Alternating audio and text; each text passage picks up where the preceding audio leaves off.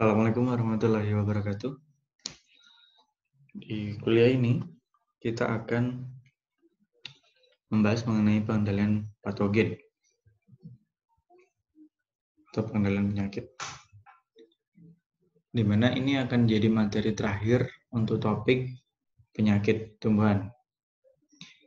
Teman-teman akan melanjutkan mempelajari penyakit tumbuhan nanti di kuliah teknologi pengolahan penyakit.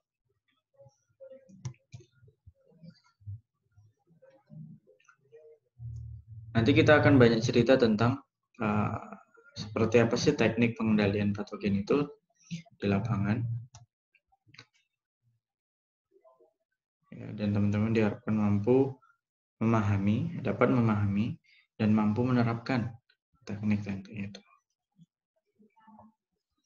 Nah, pengendalian itu dibagi dalam 4 kelompok, yaitu pengendalian menggunakan peraturan, pengendalian dengan pemuliaan tanaman, pengendalian dengan prinsip perlindungan, dan pengendalian dengan prinsip pemusnahan. Dari 4 ini mana yang dipakai, Pak? Dalam keadaan apa kita harus pakai salah satu? Gitu. Jawabannya seluruhnya, 4-empatnya ini harus dipakai bersamaan. Tidak digunakan sendiri-sendiri. Itu salah satu prinsip pengendalian yang pertama. Bahwa pengendalian itu tidak boleh dilakukan hanya menggunakan satu teknik. Tidak boleh.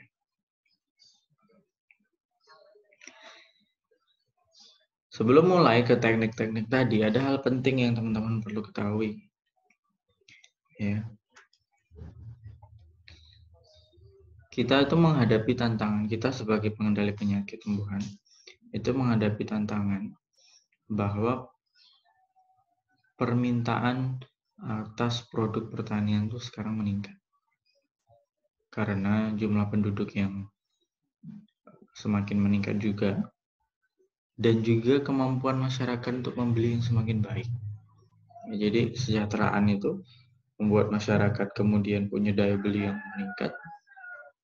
Sehingga kebutuhannya juga jadi meningkat. Begitu. Ini tantangan kita.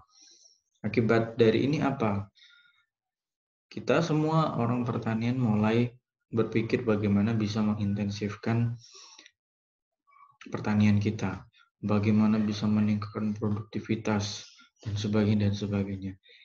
Ini membawa risiko pada pengendalian penyakit. Karena tanaman yang dipacu agar punya produktivitas tinggi, itu jika tidak hati-hati juga dapat membawa atau menyebabkan epidemi penyakit atau outbreak penyakit atau penyakit yang banyak, gitu ya, yang intensitasnya besar. Apalagi sekarang lahan pertanian mulai menyempit, dalam arti yang subur ya. Kita berbagi dengan sektor-sektor lain yang juga memang membutuhkan dan penting, seperti perumahan dan sebagainya. Ya memang penting, tapi akibatnya kita berbagi, sehingga usaha untuk bisa mengintensifkan lahan dengan lahan yang sama, tetapi bisa meningkatkan produktivitas, itu akan semakin tinggi. Dan semakin tinggi itu, tantangan bagi pengendalian penyakit juga semakin besar.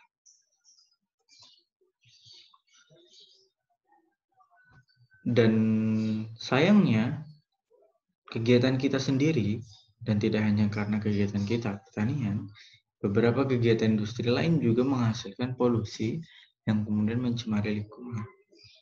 Penggunaan pupuk berlebih, penggunaan bahan kimia berlebih, pestisida, herbisida,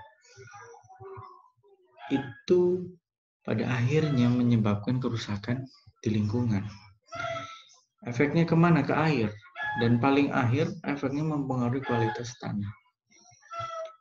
Kita tidak bisa berharap tanaman sehat jika kita tanam di tanah dengan kualitas yang buruk, misalnya. Ini jadi tantangan, bagaimana kita mempertahankan tanaman kita tetap sehat kalau begitu. Nah itu tadi, implikasi dari hal-hal nomor 1, nomor 2, itu ada di intensifikasi pertanian. Yang kemudian menyebabkan dan monokultur, sifat monokultur, pertanian monokultur. Yang ini sangat membuat agroekosistem itu rentan terhadap epidemi penyakit. Itu tantangan kita. Jadi dengan kebutuhan yang meningkat, keterbatasan lahan, kita tetap tidak boleh melakukan pengendalian yang merusak lingkungan, gitu ya.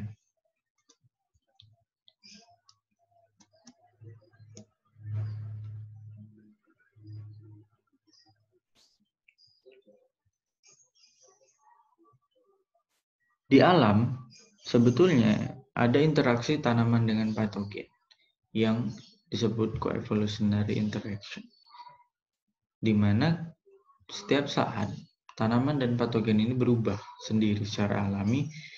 Tanaman menyesuaikan diri, membentuk pertahanan terhadap patogen secara alami, dan patogen pula melakukan perubahan itu menjadi yang lebih virulen karena tanaman-tanamannya berubah juga. Sayangnya di sistem pertanian modern, hal ini tidak bisa terjadi dengan mudah. Kenapa? Karena kita tidak membiarkan tanaman-tanaman kita secara alami berubah.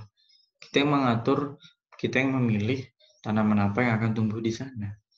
Sehingga tanaman tidak cepat atau tidak melakukan penyesuaian diri terhadap perubahan lingkungan, termasuk terhadap perubahan patogen. Padahal patogen sendiri tetap melakukan perubahan itu. Tanamannya berubah, manusia memilih varietas yang lain. Patogen ini berubah. Nah, perubahan patogen tidak diimbangi oleh perubahan tanaman. Itu salah satu masalah karena kita mencoba untuk melakukan intensifikasi pertanian, ya. Memilih tanaman-tanaman yang akan kita tanam. Kembali pencemaran air dan udara tadi. Ini juga gawat. Ini akan menyulitkan kita. Karena sekali lagi kita jangan berharap tanaman sehat jika ditanam di tempat yang tidak baik. Gitu. Kenapa mengharapkan tanaman sehat jika tanaman itu dibiarkan stres? Ya kan? Yang ketiga adalah tadi yang saya sampaikan. Situasi sekarang banyak orang yang memilih manajemen yang tunggal. Ya, hanya satu cara yang digunakan untuk melakukan manajemen penyakit. Dan cara itu statis, tidak dinamis, saklek. Itu saja yang dipakai apapun yang terjadi. Ini juga keliru. Dan ini situasi hari ini, banyak orang melakukan itu. Karena itu kita, tadi saya sampaikan di awal, metode atau teknik apa yang kita mau pakai, itu tidak untuk dipilih. Itu untuk dilihat di lapangan, ya, sifatnya dinamis, menyesuaikan lapangan, dan kemudian gunakan sebanyak mungkin yang bisa dipakai. Mempadukan lebih dari satu teknik.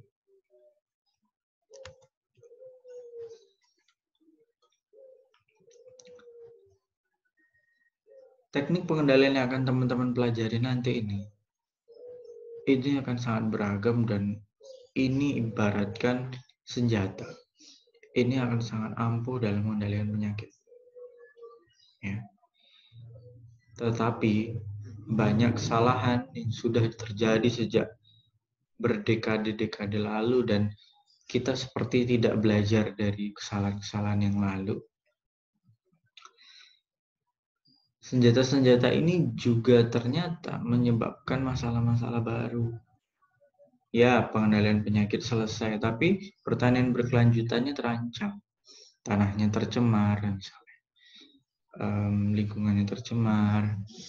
Sehingga kita perlu energi lagi, perlu usaha dan perlu uang lagi untuk mengembalikan lingkungan itu tadi. Atau bahkan bagaimana jika lingkungan itu tidak bisa kita kembalikan lagi?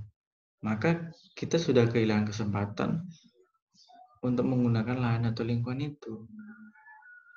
Jadi, nanti ketika teman-teman mempelajari teknik pengendalian ini, jadilah orang yang bijaksana dulu.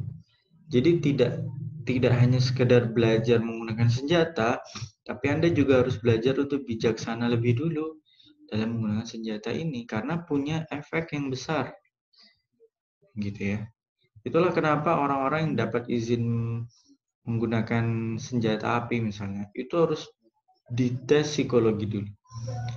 Karena semua orang pemegang senjata itu juga harus memegang kebijaksanaannya. Teman-teman nanti akan belajar teknik-teknik pengelolaan itu ibarat senjata. Teman-teman juga harus belajar kebijaksanaan juga.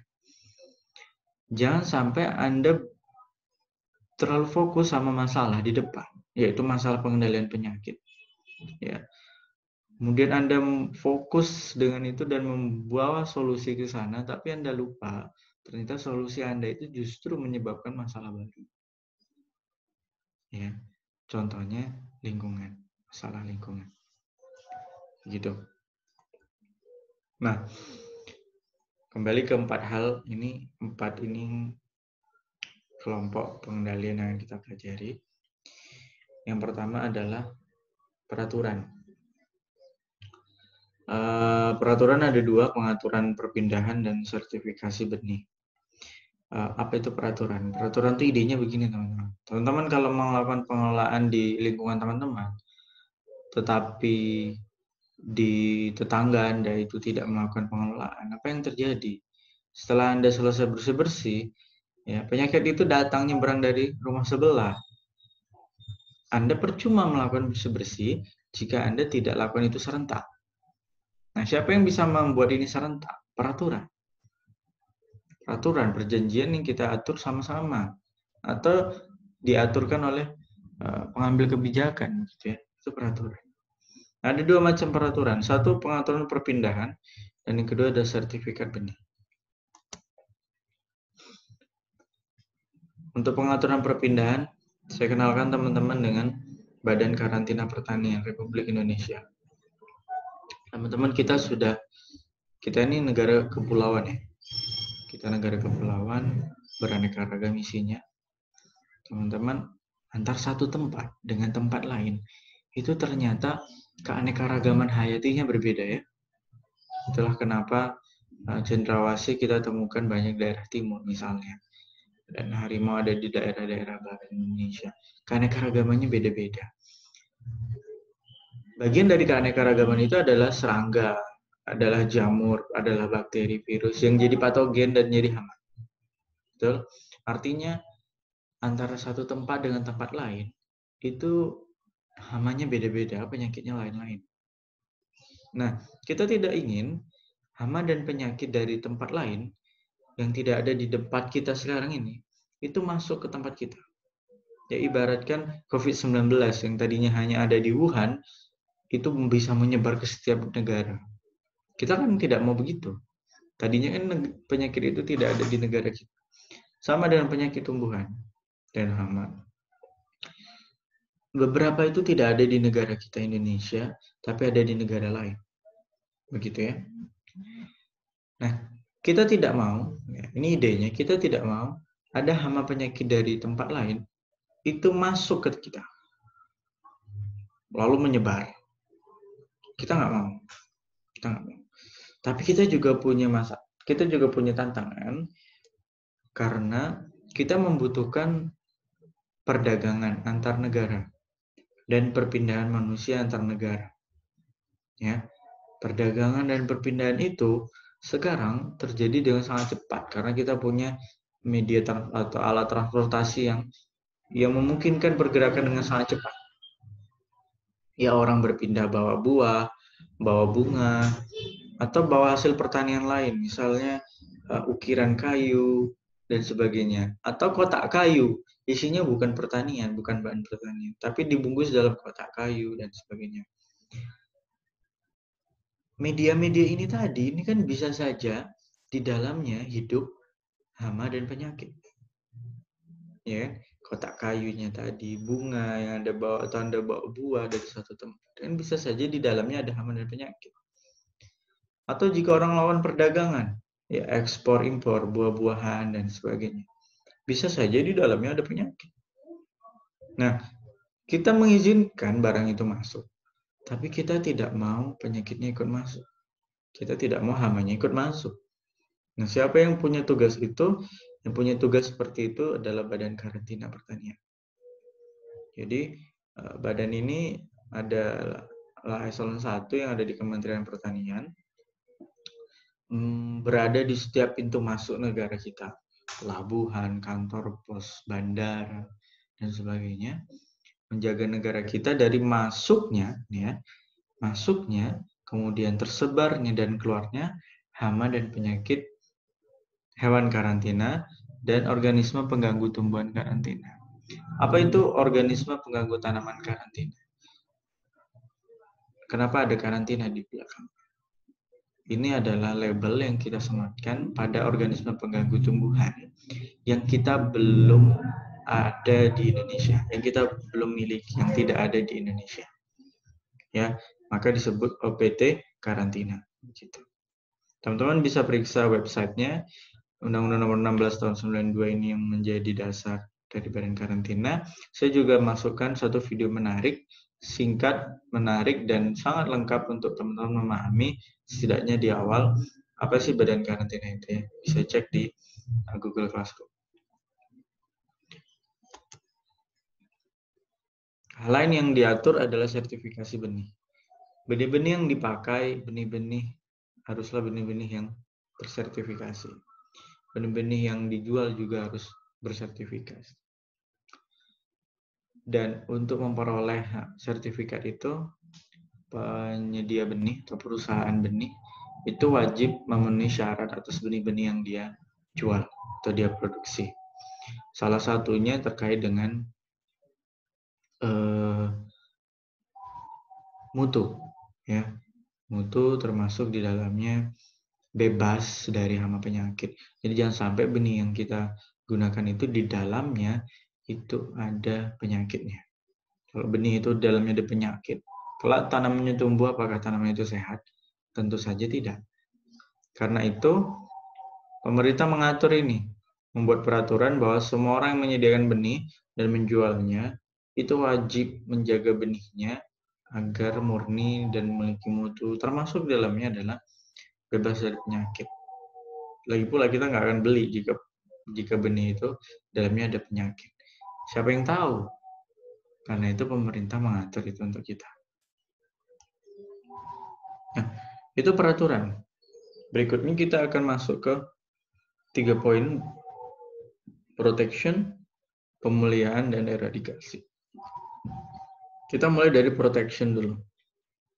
Di situ ada slogannya, proteksi, bahwa mencegah lebih murah dari mengobati.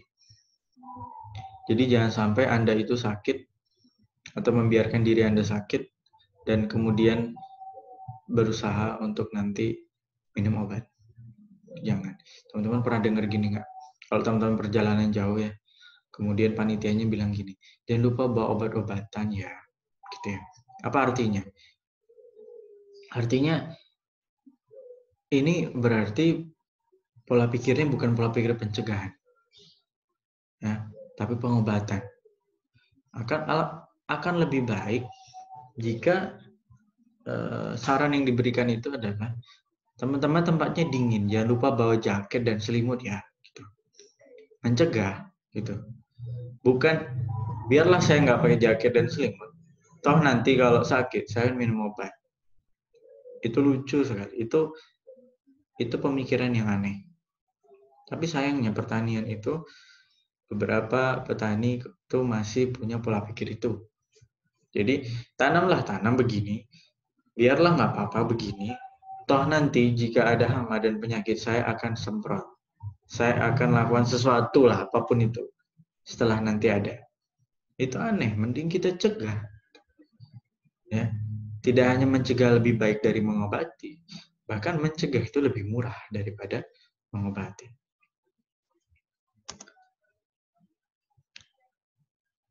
Teman-teman masih ingat segitiga penyakit?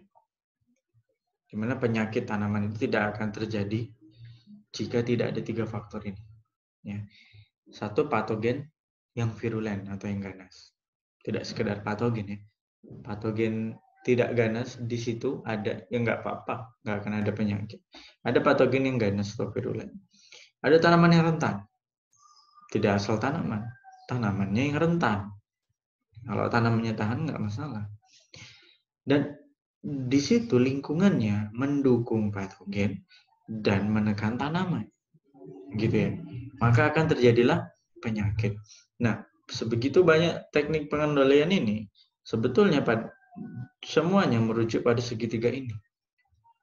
Ya, nanti jika tidak mengeliminasi patogen virulen, berarti mengeliminasi tanaman rentan atau melakukan eliminasi lingkungan yang mendukung patogen atau membuat lingkungan yang mendukung tanaman, gitu. Hanya segitiga ini yang diotak-atik. Nah, seperti apa aja itu? Ini contoh. Contoh, lihat nih kalau tanaman rentan itu tidak ada segitiga ini tidak terbentuk. Begitu maksudnya. Nah, kita mulai dari protection atau perlindungan. Ini satu bentuk mencegah. Satu fungisida protektan. Fungisida itu ada dua jenis ya teman-teman. Fungisida itu ada yang sistemik, masuk ke dalam tanaman, beredar secara sistemik. Jadi sistemik di dalam tubuh tanaman. Berarti dia akan bertemu dengan jamur yang sudah masuk ke dalam. Ya kan? Itu yang sistemik. Tapi ada juga fungisida yang kontak. Jadi fungisida ini di luar permukaan tanaman. Jika fungisida ini ada di luar, maka yang jadi sasaran adalah jamur yang masih ada di luar. Kalau dia masih di luar, berarti dia belum melakukan penetrasi. Kalau belum penetrasi, apalagi infeksi dan menyebabkan gejala. Artinya, fungisida ini sifatnya mencegah atau memprotek agar jamur tidak melakukan penetrasi. Karena di luar bertemu dengan fungisida kontak, lalu mati.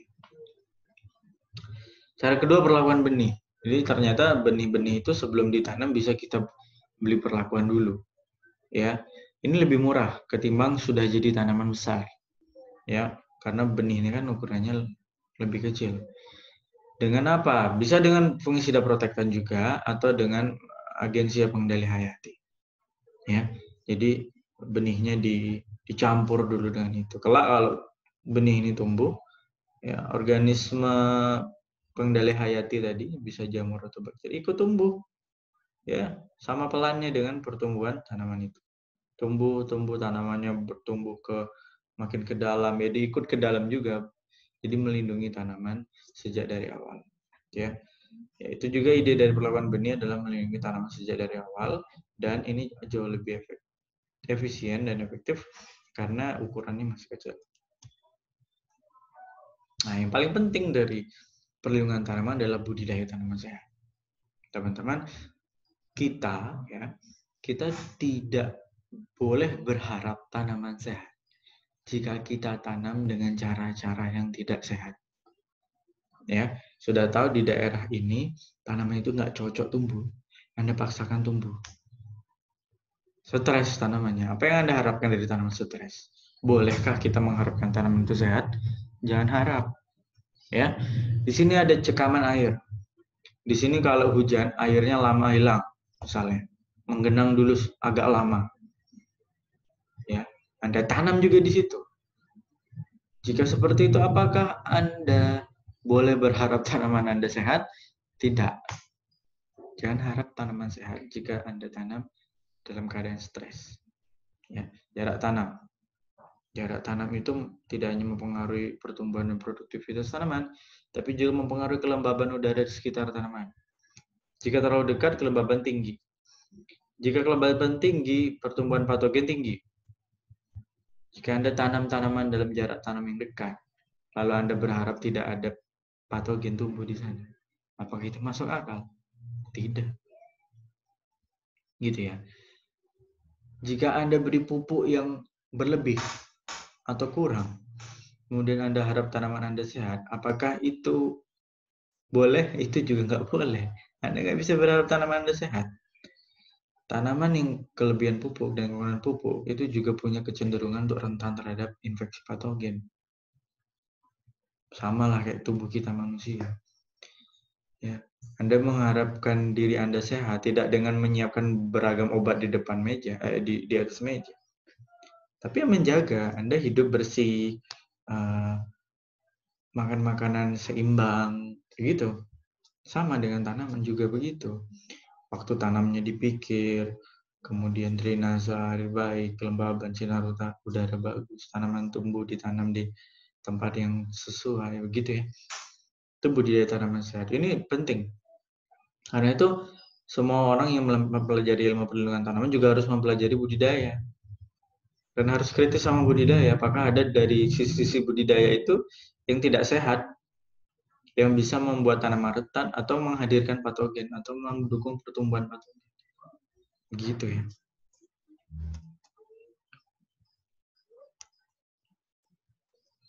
Berikutnya adalah pemeliharaan. Ini kalau dari segi tiga tadi kita sekarang sudah ngotak-atik di sisi tanamannya. Ya, kita tidak mau tanaman kita rentan. Anda mau berharap apa kalau menanam tanaman rentan? Ya berharap saja bahwa lingkungan tidak sesuai untuk patogen. Ya, insya Allah tanaman itu tetap sehat. Tapi Anda nggak pasti deg-degan terus ya kalau tanaman yang Anda tanam itu rentan. Sayangnya beberapa tanaman yang punya nilai ekonomi baik, disukai pasar, misal jagung manis gitu ya, itu kemudian rentan sama penyakit. Jadi yang tanaman-tanaman baik ini biasanya rentan sama penyakit. Sayangnya begitu. Itu guys, teman-teman pemeliharaan. Ya, pemeliharaan itu tidak hanya untuk membuat tanaman itu punya hasil yang baik, hasil yang banyak, tapi juga tahan terhadap hama dan tahan terhadap penyakit. Nah, ketahanan sendiri itu bisa dibagi jadi beberapa. Yang satu ketahanan bawaan atau genetik, ya, ketahanan genetik. Yang kedua ketahanan yang diimbas. Jadi tanaman ini awalnya tidak punya ketahanan, tetapi karena infeksi mikroorganisme tertentu, tidak selalu yang patogenik, tanaman ini kemudian menerima sinyal bahwa dia dalam ancaman. Kemudian tanaman ini membentuk pertahanan, ya, pertahanan secara biokimia. Ada juga pertahanan secara fisik yang dia bentuk, sehingga tanaman itu menjadi tahan dan infeksi berikutnya menjadi berkurang. Beberapa kita buat infeksi palsu atau kita infeksi betul, tapi sebetulnya bukan patogen yang menginfeksi, sehingga tanamannya tidak rugi. Tapi tanamannya tetap mengetahui ini sebagai ancaman dan kemudian membentuk pertahanan. Ada juga ketahanan palsu. Ketahanan palsu itu ketika tanaman ini sebetulnya nggak tahan. Tanaman ini sebetulnya nggak punya ketahanan itu, tetapi karena dia ditanam di tempat yang misalnya tidak ada patogen yang virulen atau lingkungan yang tidak mendukung penyakit, maka tanaman ini kan terlihat sehat. Ya, padahal tanaman ini rentan. Itu disebut ketahanan yang palsu.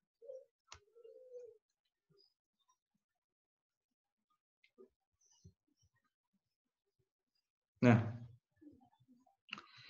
sekarang kita masuk. Oke, sorry, ya. Ini judulnya nggak pas ya. Judulnya seharusnya adalah pemulihan atau penggunaan tanaman tahan. Garis yang merah ini menandakan perkembangan penyakit pada tanaman-tanaman rentan. Ya, penyakit itu diawali dari yang landai, kemudian naik drastis. Kenapa awalnya landai? Karena penyakit itu menular ya. Dari setiap satu menularkan 2. Jadi 3 berarti. Setiap satu menularkan 2, sekarang 3 berarti menjadi 6. Terus begitu, hingga satu saat jumlah tanaman habis, maka tidak ada infeksi baru. Maka jumlah atau intensitas penyakitnya datar. Itu yang merah. Nah, ketika kita baik tanaman tahan, apa yang kita bisa harapkan? Satu, laju perkembangan penyakitnya lambat. Ya pada akhirnya naik tapi pada awalnya lambat. Sehingga ketika itu naik kita sudah hampir panen. Atau juga ketahanannya cukup kuat, ya kita bisa meredam laju itu hingga akhir gitu ya. Nah, berikutnya eradikasi atau pemusnahan. Ini dilakukan ketika tanaman ini sudah ada tanaman kita Ya, kalau ngomongin pengendalian itu jangan ngomongin satu tanaman ya, tapi tanaman dalam populasi. Eradikasi ini dimaksudkan ketika tanaman ini atau di lahan kita ini sudah ada tanaman yang sakit. Itulah kita lakukan namanya pemusnahan. Kalau pencegahan tadi itu dilakukan sebelum ada yang sakit. Itu ya. Secara umum artinya gitu. Walaupun ketika ada satu sakit, ya itu kan yang di tanaman di ujung lahan sebelah sana kan belum sakit ya. Maka ada juga usaha-usaha kita mencegah juga kan namanya. Ya, namanya mencegah juga walaupun sudah ada tanaman yang sakit di sekitar situ. Tapi juga disebut memusnahkan karena kita mencoba untuk menekan perkembangan penyakit setelah ada salah satu tanaman yang sakit. Ya. Yang digunakan apa? Fungisida bisa. Kita melakukan pemusnahan sumber-sumber inokulum atau jamur-jamur yang sudah ada di lingkungan itu. Atau pemusnahan inang. Inangnya ada dua. Inang perantara itu adalah inang yang diperlukan untuk siklus hidup patogen. Atau bahasa lainnya gini, itulah inangnya. Tanaman inang yang selama ini kita sebut itu disebut inang perantara. Tapi ada juga inang pengganti, yaitu ketika tanaman kita nggak ada, ya misalnya tanaman kita terong, penyakit di tanaman terong. Bagi patogen itu, terong inilah tanaman perantaranya. Ketika kita tidak sedang tanam terong, dia bisa saja punya inang lain atau inang pengganti atau disebut juga inang alternatif. Beberapa gulma itu juga punya sifat sebagai inang pengganti ini. Karena itu, eradikasi gulma itu tidak hanya sekedar untuk mencegah perebutan nutrisi atau faktor-faktor abiotik yang ada di lingkungan, tapi juga mencegah penularan. Karena beberapa gulma itu bisa jadi inang penyakit, inang patogen. Gitu ya. Nah, pemusnahan ini penting. Ya. Tadi kan saya bilang kalau patogen itu menular. Setiap satu menularkan 2. Jika sudah ada 3 berarti akan jadi 6. 6 jadi 12 kan begitu terus. Semakin banyak yang sakit, maka penularannya 2 kali lipatnya kan begitu. Maka dengan adanya eradikasi inang, memusnahkan tanaman sakit, kita bisa menurunkan laju perkembangan penyakit. Karena tidak ada lagi yang menulari. Karena itu di era COVID-19 ini, inangnya kita manusia yang mampu menulari ini diminta untuk tetap di rumah. Agar apa? Agar tidak ada penularan baru. Gitu ya. Dilakukan dengan apa? Dengan penebangan atau pemotongan bagian tanaman yang sakit, dibakar atau dipendam. Hati-hati jika membakar. Beberapa daerah melarang pembakaran, tidak boleh dibakar. Hati-hati dalam memendam. Jika patogen ini adalah patogen yang tular tanah atau dapat hidup di dalam tanah, bahkan dia akan menginfeksi akar, jangan Anda pendam gitu ya. Atau Anda petik. Jadi Anda luangkan waktu satu pagi gitu untuk Anda berkeliling tanaman Anda, melihat apakah ada tanaman yang sakit. Jika ada bagian tanaman sakit, misalnya bercak daun dan sebagainya yang tidak sistemik ya, gejala-gejala yang lokal, ya udah petik, bawa kantong sampah, petik, jalan sambil dipetik. Gitu. Itu juga efektif, itu juga disebut pemusnahan inang. Sanitasi lapangan sama, ini juga sebenarnya pemusnahan inang. Kenapa sih kita lakukan pemusnahan inang kan agar tidak ada sumber penular ya kan? Sama, sanitasi lapangan juga dilakukan agar tidak ada sumber penular. Di lapangan apa yang bisa jadi sumber penular? Tadi gulma, jadi tanaman inang alternatif juga bisa menularkan. Atau hasil panen, misal kita panen bagian yang kita panen kita bawa, tapi beberapa seresah kita tinggalkan di lahan. Itu juga salah. Atau tadi ada tanaman sakit Anda cabut tapi tetap Anda biarkan di lahan. Tidak Anda masukkan kantong sampah. Itu juga salah. Jadi lahan yang bersih itu juga penting karena beberapa hal yang mengkotori lahan itu biasanya menularkan gitu ya. Pergiliran tanam ya. Jika sudah satu musim tanaman kita tanam di sana, maka patogen ini kan populasinya berkembang terus. Lah ada makanannya di situ kan, berkembang terus ada makanannya. Tapi jika kemudian kita panen dan kita menanam tanaman yang sama, maka ini perkembangan populasi nambah terus. Jalan terus dong, makanannya ada terus. Nah, pergiliran tanam itu dimaksudkan adalah memutus ketersediaan makanan bagi patogen. Sehingga dia nggak akan terus berkembang. Makanannya hilang. Kenapa? Karena kita ganti tanam yang lain. Nah, jadi prinsip dalam pergiliran tanam itu adalah mengganti jenis tanaman yang bukan inangnya patogen tadi. Kalau Anda ganti dengan tanaman se-family, biasanya patogennya sama. Jadi ganti tanaman yang beda family. Gitu. Termasuk eradikasi itu adalah sanitasi tanah. Pembersihan patogen yang mungkin ada di dalam tanah, walaupun kita tidak tampak, kita tetap harus lakukan itu. Misal dengan membalik tanah, ya, olahan lahan itu kan salah satunya membalik tanah, membiarkan sinar matahari, radiasinya masuk ke mengenai tanah yang kita balik. Itu salah satu bentuk sanitasi. Atau menghilangkan tunggul-tunggul pohon. Ya, kita udah tebang pohonnya, tetapi tunggul-tunggulnya masih di sana, ya harus diambil, dicabut. Siapa tahu tunggul itu lama-lama busuk menjadi sumber penular. Nah, gitu. Nah, yang merah ini adalah kalau kita biarkan tidak ada sanitasi. Sedangkan yang hijau adalah ketika kita lakukan sanitasi. Drop langsung. Jumlah tanaman yang sakit misalnya 50% kita ambil, buang. Maka tidak ada tanaman sakit lagi. Kalau tumbuh lagi, mulai dari nol pertumbuhan. Kita mencegah untuk intensitas penyakitnya tinggi. Sebelum panen, sebelum tinggi kita sudah panen. Itu ide dari eradikasi. Sayangnya tidak semua orang peduli dengan eradikasi. Beberapa tanaman yang terlihat masih hidup tidak dieradikasi, padahal itu jadi sumber penular. Dan tanaman itu tidak akan menghasilkan dengan optimal lah begitu. Lama-kelamaan akhirnya banyak tanaman yang sakit. Sayang sekali karena tidak semua orang peduli dengan ini.